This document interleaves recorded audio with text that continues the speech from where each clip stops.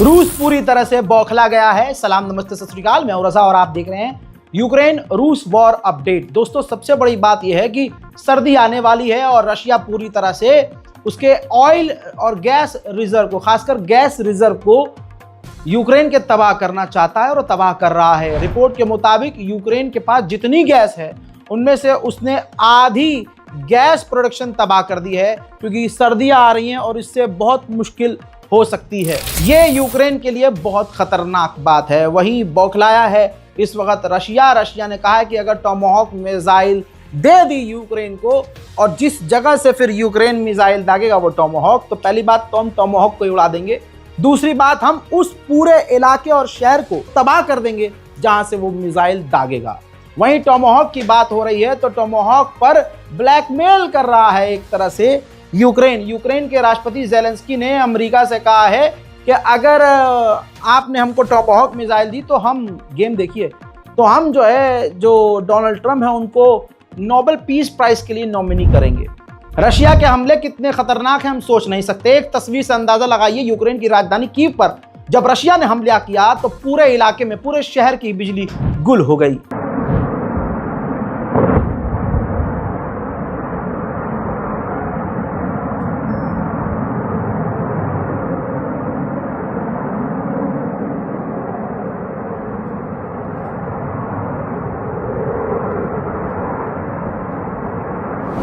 सिर्फ यही नहीं, रशिया ने अपने हमले बढ़ा दिए और यूक्रेन पर वो ड्रोन हमले करते हुए देखा जा सकता है।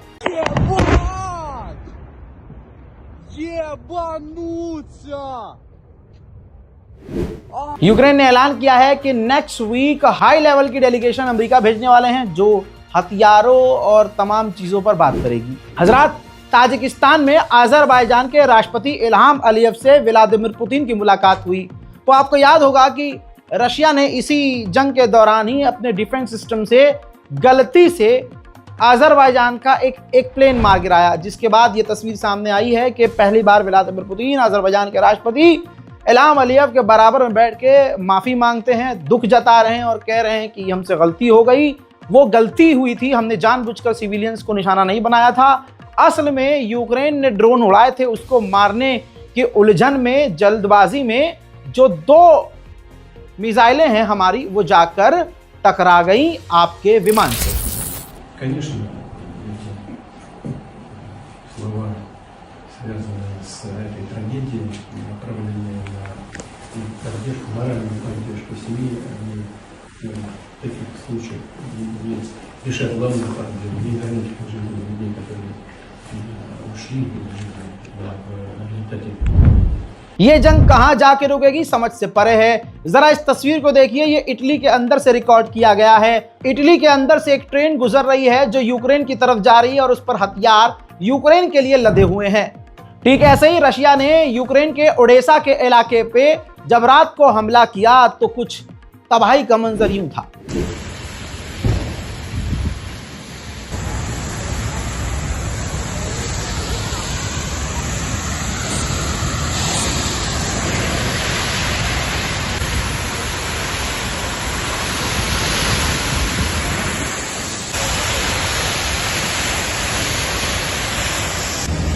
हजरात, डोनेस्क का जो इलाका है वो यूक्रेन का था, लेकिन रशिया ने उस पर कब्जा किया हुआ है।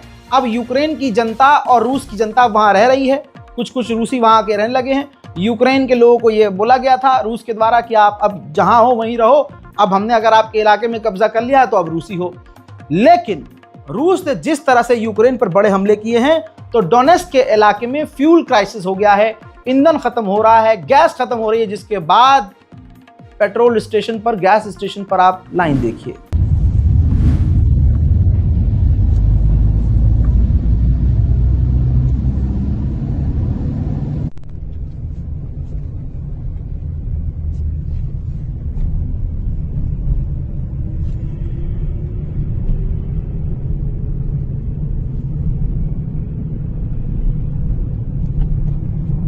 नेटो के लिए जो अमेरिका का प्रवक्ता है, एम्बेसडर है नेटो का, उसने कहा है, रिपोर्ट ये है, देखिए मैं लेकिन अलग से नहीं लगाऊंगा ताकि समय बचे। इन्होंने कहा है कि अमेरिका के पास काफ़ी कैपेबिलिटी है, काफ़ी खतरनाक हथियार है, अगर वो चाहे तो यूक्रेन को देकर रूस को काफी सीरियस नुकसान पहुंचा सकता है, जो हथियार अभी तक हमने यूक्रेन को नहीं दिए हैं। यूक्रेन का एक और शहर फियोदोसिया, जहां पर रूस ने कब्जा कर लिया है, यूक्रेन ने ड्रोन भेजा, वहां पर धमाका हुआ और उसके ऑयल रिजर्व में आग लग गई। देखिए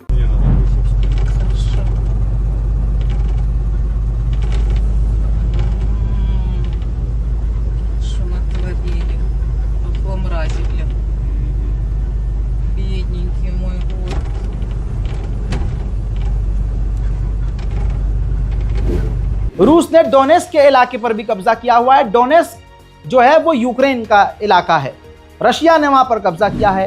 अब डोनेस्क का वो इलाका जिसके जमीन के अंदर अमोनिया की पाइपलाइन है, तो रूस ने दावा किया है कि यूक्रेन ने खुद ही उस अमोनिया पाइपलाइन को उड़ा दिया है।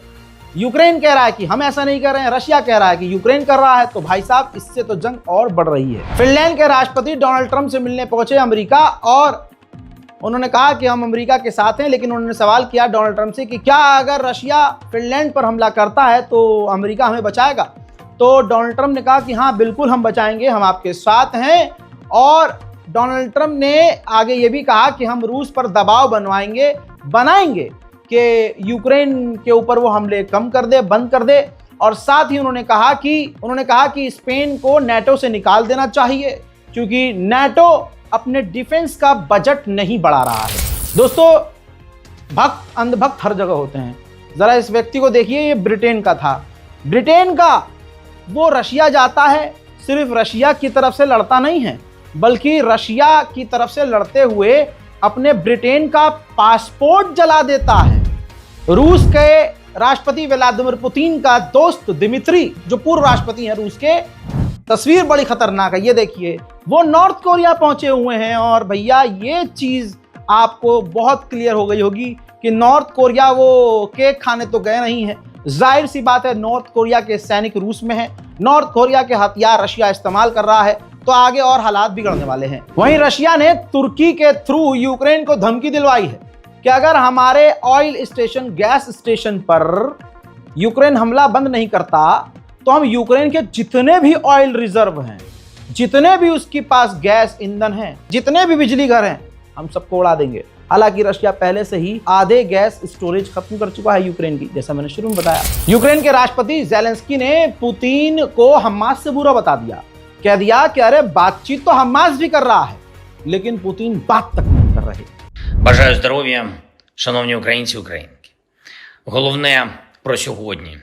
Військові питання. Дуже детально обговорили з військовим командуванням застосування нашої далекобійної зброї. Застосування наших ракет, застосування наших дронів, деякі речі, що стосуються виробництва, постачання в армію, тренування наших екіпажів.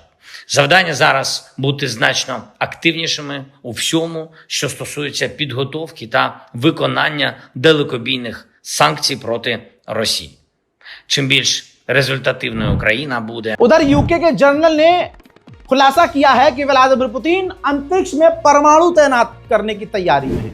यूरोपीय यूनियन के चीफ ने कहा है कि यूरोप के तमाम देश अपने डिफेंस सिस्टम को अपग्रेड करें, पैसा लगाएं, खर्चा करें, अमेरिका से हथियार खरीदें।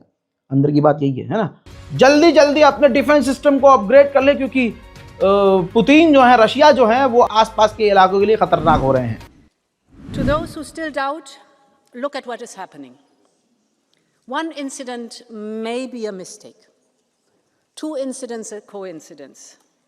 But 3, 5, 10. This is a deliberate and targeted grey zone campaign against Europe. And Europe... अब ऐसा नहीं है कि यूक्रेन बड़ा शरीफ है, दूध का धुला है। भाई आप, यूक्रेन भी रूस को मुंह तोड़ जवाब दे रहा है। रूस के ऑयल रिफाइनरी पर जब यूक्रेन ने हमला किया तो मंजर कुछ नहीं। यूरोपीय यूनियन बेल्जियम पर प्रेशर बना रहा है कि बेल्जियम के अंदर रूस की जो प्रॉपर्टीज हैं उसको जब्त कीजिए, उसको नीलाम कीजिए, पैसा लीजिए उसका और यूक्रेन को दे दीजिए। वहीं रशिया का स्टॉक मार्केट पिछले कई सालों में पहली बार सबसे निचले स्तर पर आ चुका है, यानी आसान जबान में उसकी जीडीपी को नुकसान हो रहा है और सिविलियंस को भी नुकसान हो रहा है, महंगाई बढ़ रही है। यूक्रेन के डीटीई फैसिलिटी पर रूस की जब मिसाइल गिरी तो उसके बाद का मंजर कुछ यूं है।